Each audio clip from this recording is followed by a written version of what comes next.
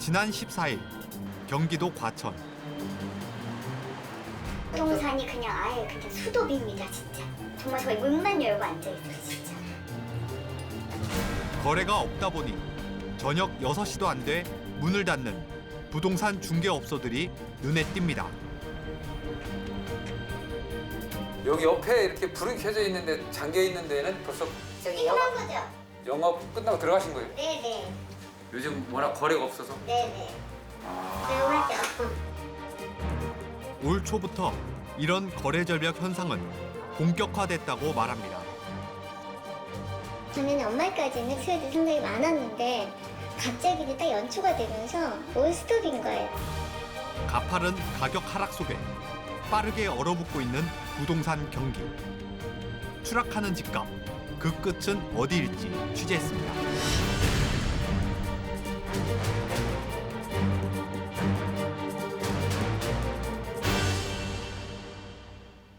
시청자 여러분, 안녕하십니까? 탐사보도 세븐의 백연상 기자입니다. 올 초부터 시작된 부동산 경기 침체. 정부는 지난 10일 3차 부동산 규제 완화 대책을 발표했습니다. 한번 보시겠습니다. 정부는 이러한 인식 하에 부동산 시장의 연착륙을 확고히 하면서도 중장기 수급 안정 및 서민 실수요자를 두텁게 보호하기 위한 맞춤형 대응 방안을 추진하고자 합니다. 이로써 서울과 경기도 일부를 남겨놓고 세종시 등 모든 지역이 해제됐습니다. 그렇다면 부동산 시장은 달라졌을까요? 그 현장을 찾아가 봤습니다. 경기도 의왕시 인덕원. 이곳은 GTX 호재로 아파트 실거래가가 분양가 대비 3배까지 올라 규제 지역으로 묶였던 곳입니다. 이번 규제 완화 조치로 인덕원 일대 아파트는 다주택자들도 구입이 가능해졌고 주택담보대출은 집값의 70%까지 받을 수 있게 됐습니다. 과연 집을 사려는 사람들이 늘었을까? 한 부동산 중개업소를 찾아가 봤습니다. 좀 생각 없이 앞서서 그냥 분위기 어떡한지 슬쩍 와보는 사람들.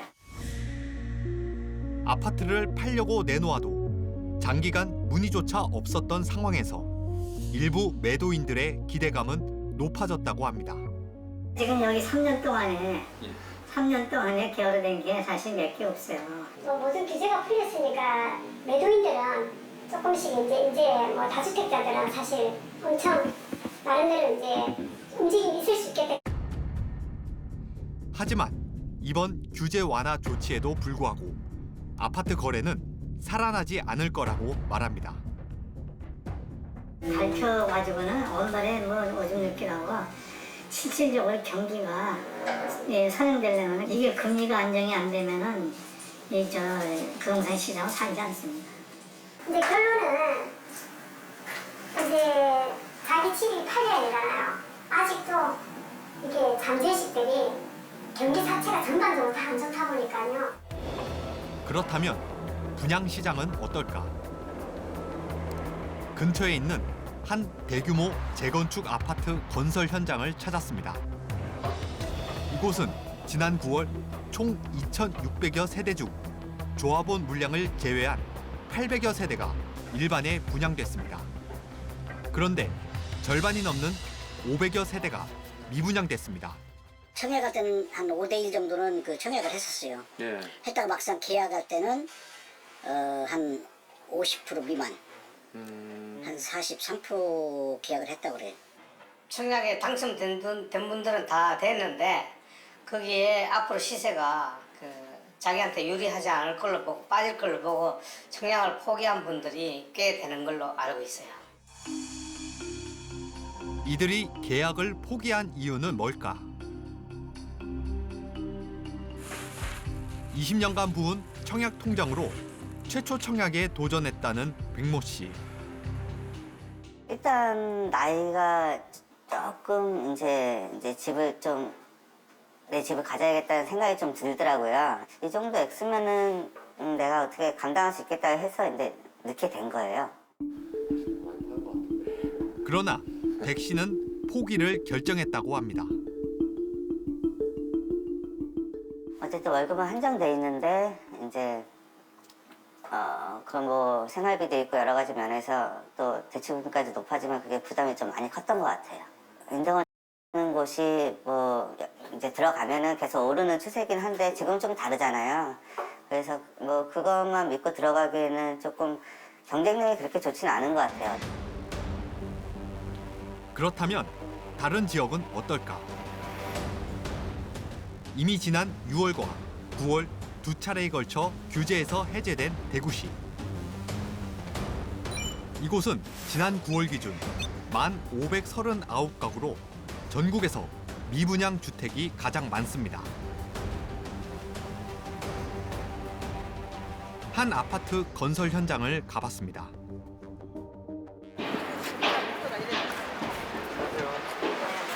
TV 조선이랑 방송국에서 나왔는데요. 여기 언제 완공돼요? 지금 예상은 3월달 정도 되는데요. 분양은 얼마나 이루어졌는지 물어봤습니다. 90% 분양은 됐어요. 90%? 산 사람들 억울해야겠는데. 왜요? 집값 내리는데. 그러니까 지금 이제 계약금 다 포기하고 그냥 빠져나가지. 사람이 많아요. 그 정부 다 그렇지. 이제 한 달에 10억짜리가 내려니까 저기 6억으로 떨어지고 4억씩 내리면 가는데 누가 사겠어? 공사 현장을 보러 온 입주 예정자는 속만 탑니다. 금년 6월 말부로 대구시에 보고되기를 121채가 미분양으로 나왔어요. 가격은 어떻게 비슷해요? 그때 사실 때 분양. 내한테 5억 팔았는데 만약에 더 비싼 놈이 있으면 내가 입주해 가만히 있나도 가만히 있지. 그렇잖아요. 생각을 해봐야 돼. 내한테 5억 계약서가 있는데 이거 막 4억 팔았다 하면 이 정도 해다 가지 내가. 인근에 분양 중인 다른 아파트들도 상황은 다르지 않습니다. 29일부터 저번 주에 계약했는데 아직 경비는 10% 정도 나와서 이제 지금 세제를 어떻게 바꿀지 회의 중에 있고요. 그냥 보러 오시는 분은 한두 명, 많아야지 한두 명. 대부분 풀렸는데 상관없어요. 풀려도. 부동산 관계자들은 답답한 심정을 토로합니다. 지금 물건들도 전부 금매도만 나오잖아요. 지금 수기세 정도 굉장히 심합니다. 여기도 거의 금매가 2017년 가격 이하로도 팔려요. 거의 뭐 전세값도 완전히 반값이거든요. 반값도 잘 안 보여요. 월세도 많다, 물량이 많다면 안 보이고. 뭐 물량 앞에 장사했습니까? 그러니까 내 집이 정리가 안 되니까 내가 분양받은 아파트를 들어갈 수가 없죠, 입주를. 그러니까 같이 내놓는 거예요. 이 집을 팔든 분양권을 팔든. 정부의 규제 완화 이후에도 집 매수 수요를 나타내는 매매 수급 지수는 여전히 하락하고 있습니다. 서울 아파트의 매매 수급 지수가 70선 아래로 떨어진 건 10년 3개월 만에 처음입니다. 그렇다면 이번 정부 규제 완화 대책에 대한 시장의 효과가 크지 않은 이유는 뭘까? 지금은 이제 누구나에게 물어봐도 앞으로 집값이 내릴 거다라는 하락에 대한 기대 심리가 광범위하게 확산될 때 이때는 집을 살 리가 없죠. 정부의 대책 발표 시기와 내용이 적절치 않았다는 이야기도 나옵니다. 금리가 안 낮거든요. 높거든요. 정부가 하는 정책 대출도 4%입니다.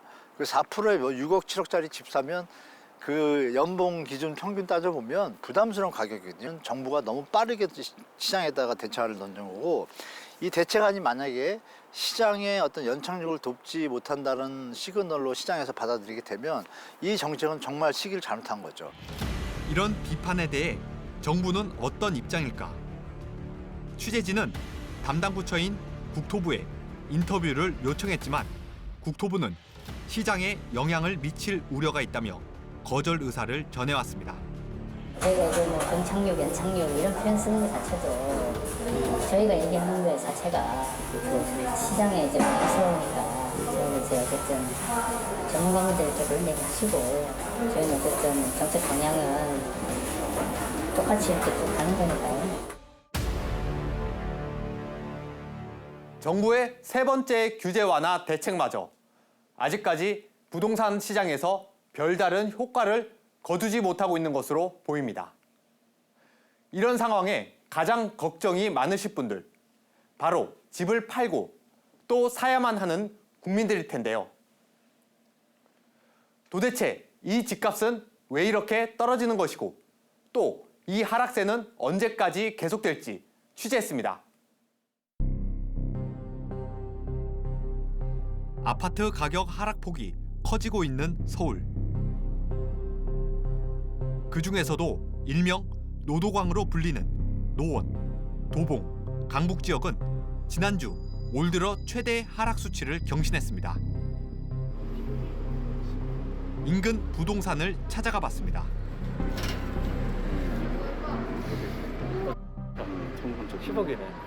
금매는 지금 10억 3,500짜리가 있어요. 이게 금매예요. 좀 싸게 나온 거예요, 이게? 이게 무지 싼 거죠. 14억 8천까지 팔렸거든요.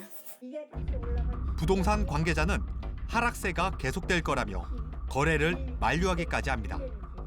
그 지금 산다 그러면 무조건 금매 같지만 금매는 아니에요. 이걸 봐서는 더 빠져야 돼. 3월 달부터 3, 4, 5, 6, 7월 달이 비수기예요. 이때 되면 집값이 더 내려갈 것 같아요. 이런 상황에 대해 주민들은 어떻게 생각하고 있을까? 취재진을 만난 노원구 주민들은 답답함을 토로했습니다. 지금 뭐 떨어진 거는 굉장히 많이 떨어졌는 데다가 또 이자 대출 이자까지 올라가니까 더 어려워져 버린 거죠. 그러니까 집값 떨어지고 대출 이자 올라가고 그러니까 이제 뭐 방법이 없는 거죠.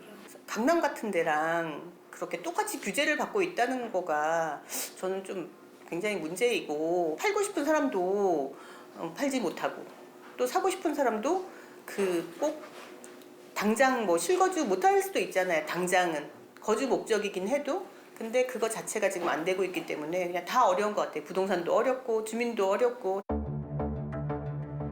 또 다른 지역인 서울 금천구.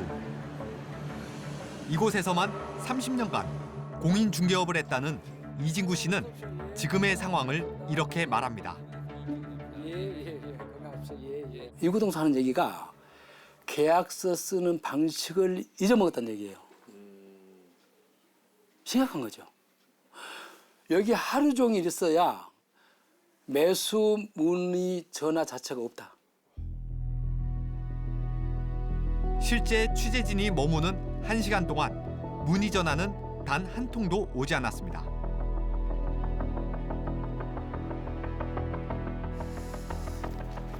거래 장부에는 매물만 쌓이고 있습니다. 이런 거 전부 다 매물이거든요. 4월부터 쭉 나와 있죠. 아예 멈춰 있죠. 4월, 5월, 6월, 7월, 8월 계속 나오는데 계속 안 나가고 있죠. 영끌이나 비투했던 사람들이 이제 퍼져버린 거죠. 그 물건들이 만약에 투매 형식으로 나왔다. 지금 가격을 낮춰서 내놔도 안 산다는 얘기죠. 집값 하락과 거래 절벽, 도대체 원인이 뭘까? 취재진은 좀 더 정밀한 분석을 해보기로 했습니다. 김기원 대표는 빅데이터를 토대로 부동산 시장을 분석하고 있습니다. 사람으로 따지면 뭐 성격 데이터, 능력 데이터, 체력 데이터 이런 걸로 해서 대략 한 3,500억 개 정도의 데이터가 들어가 있습니다. AI 믹서기에다 이걸 김 대표는 코로나 때 시중에 돈이 지나치게 공급됐고 이로 인해 집값에 상당한 거품이 끼었다 지적합니다. 코로나 때 엄청난 유동성이 풀리고 금리를 사상 최저 금리로 낮췄잖아요. 기준금리 0.5%. 그러다 보니까 부동산 시장뿐만 아니라 주식이나 코인 시장까지 이 자산 시장에 엄청난 거품이 꼈습니다. 실제 통화량과 집값과의 상관관계에서도 부동산에 거품이 낀 것을 확인할 수 있습니다. 요 파란색이 통화량 데이터고요. 요 빨간색 선이 아파트 시가총액 데이터입니다. 그 누구도 예상하지 못했던 코로나 임대차 3법 때문에 부동산 시장의 거품이 통화량 대비해서 어디까지 늘어났었냐면 147%까지 작년 12월 달에 말도 못할 정도 통화량이 늘어나는 속도보다 아파트 시가총액이 늘어나는 속도가 훨씬 더 빨랐던 거죠.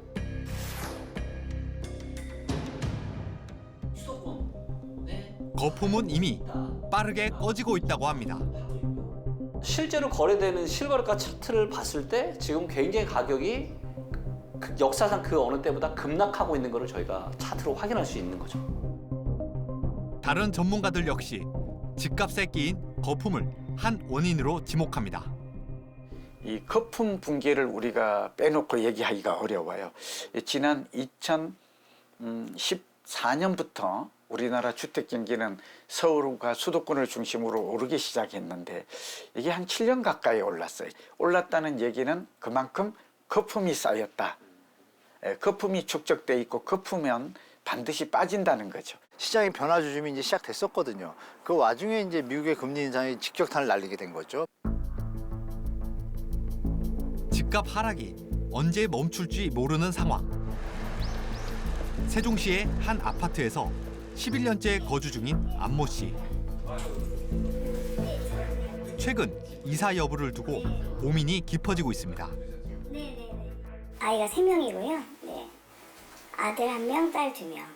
네네. 남편하고 5명이 살고 있어요. 딸들은 4층이다 보니 각자 방을 쓰고 있고 이제 아들 방이 없는 거죠. 안 씨는 아들에게도 방을 주기 위해 지금 거주하는 아파트를 팔고 더 넓은 아파트로 이사 가려 하고 있습니다. 하지만 아파트 가격은 계속 떨어지고 금리는 반대로 오르고 있어 쉽게 결정을 내리지 못하고 있습니다.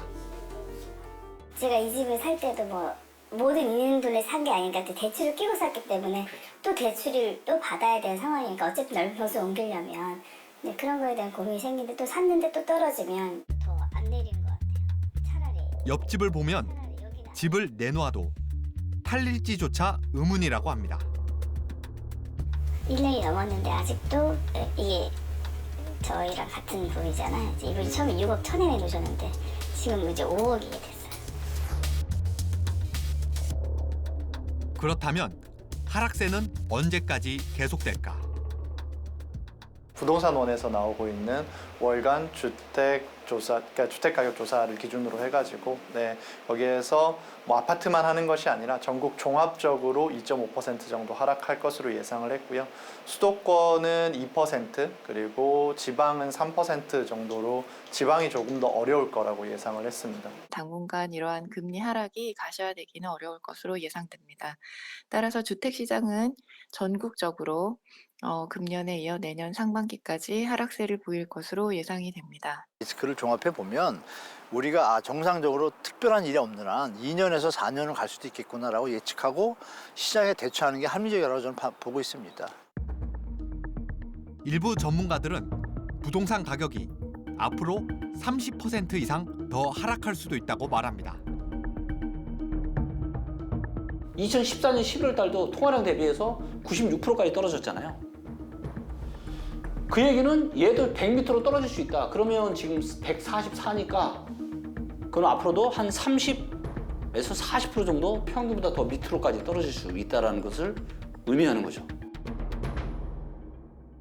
IMF 외환위기와 글로벌 금융위기 때 빠졌던 걸 보니까 이 하락하는 기간은 한 4 내지 6년이었고 하락폭은 한 30에서 50%가량 됐습니다. 그러니까 적어도 내년 하반기까지는 우리나라도 금리 인상에 따른 부동산 쇼크, 그러니까 하락 효과는 나타날 가능성이 높다라는 것은 크게 의심할 여지가 없을 것 같아요. 하지만 지역별 차이가 있을 거라는 전망도 나옵니다. 서울은 한 20-30%, 수도권은 1-20% 정도 거품이 쌓여 있다라는 보고서는 많이 나와 있거든요. 예, 그걸 보면 서울 같은 경우는 한 20 내지 30%, 예, 수도권이나 지방 같은 경우는 한 1-20% 정도 빠질 수는 있겠다. 전문가들은 부동산 시장을 안정시키기 위해 정부가 좀 더 근본적이고 적극적인 대책 마련에 나설 필요가 있다고 지적합니다. 공적 기관들의 역할을 조금 강화를 해서 주택시장을 안정화시키는 데 좀 더 노력을 하신다라든지 미분양 그 주택에 대한 정부의 공적 매입이라든지 이런 것까지도 사실은 상당히 그 큰 폭으로 정책 가능성을 열어놓고 고려를 해야 된다라고 생각을 하고요. 우리나라는 자가주택 보유율이 선진국에 비해서 낮고, 두 번째는 공공임대주택 비율이 8%로 굉장히 낮아요. 우리도 이제 주택도시기금이라고 해서 한 60조가 있거든요. 이걸 빨리 100조로 좀 확충을 해서 선진국처럼 집을 살려고 하는 사람을 해줬으면 좋겠다.